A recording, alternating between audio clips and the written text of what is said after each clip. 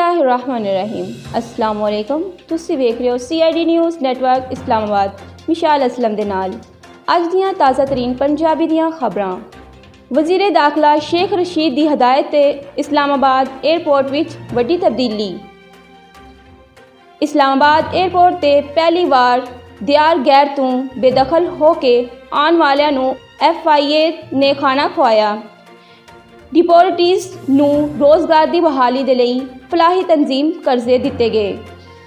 पाक बहरिया दे सरबराह एडमिरल मोहम्मद अमजद खान नियाजी ने सऊदी अरब दा सरकारी दौरा कीता।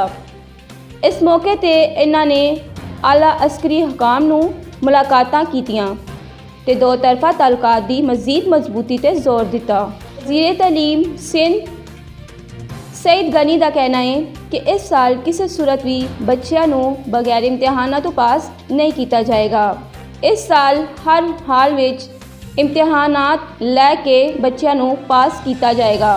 तफसीलात के मुताबिक जेहलम के इलाके कोल पावर विच दिलखराश वाक़या रोनमा होया, जिथे 65 साला शख्स ने 7 साला बच्ची नूं जिनसी ज़्यादती का निशाना बना दिता। पुलिस की जानिब तो जारी बयान के मुताबिक मुलजिम ने नन्ही बच्ची नूं गली विचों चुकिया ते अपने घर ले जाके निशाना बनाया। पुलिस ने मुतासरा फैमिली की जानिब तो दरख्वास्त ते कार्रवाई करदियां होया मुलजिम नूं गिरफ्तार कर लिया ते मुलजिम ने अपना जुर्म कबूल कर लिया। सुबह पंजाब के ज़िला बहावल नगर विच सलाह डाकुआ ने कार दा सफाया करदियां होया खुद चाह बनाई ते चाह पी के सारा समान लै गए। नवे अमरीकी सदर जो बाइडन ने हल्फ लैंदियां ही पहले दिन तो काम शुरू कर दिता ते अपनी सदारत के पहले दिन 15 एग्जैक्टिव आर्डर्स से दस्तखत कर दिते। कोयटा के इलाके कैनेट विच शोहर ते 2 कमसिन बच्चियां नूं कतल करन वाले मुलजिम के खिलाफ पर्चा दर्ज कर लिया गया। कोरोना वायरस की दूसरी ते तीसरी लहर विच इजाफा हो रहा है।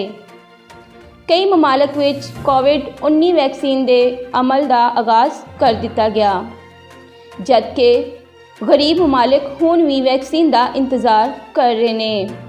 पाकिस्तान विच हकाम का कहना है कि असी 2021 की दूसरी समाही विच वैक्सीनेशन शुरू कर देवांगे। ताहम पहले तक यह मालूम नहीं हो सकिया कि पाकिस्तान में एमरजेंसी या इस्तेमाल के लिए मंजूर शुदा 8 वैक्सीनां च केड़ी वैक्सीन इस्तेमाल की जा रही है। इस दे नाल ही अज दीयां खबरां इख्तिताम पजीर होईयां। तुसीं वेख रहे हो CID न्यूज़ नेटवर्क इस्लामाबाद। मैनूं हुण इजाज़त दो, रब राखा। You are watching CID News Network Islamabad.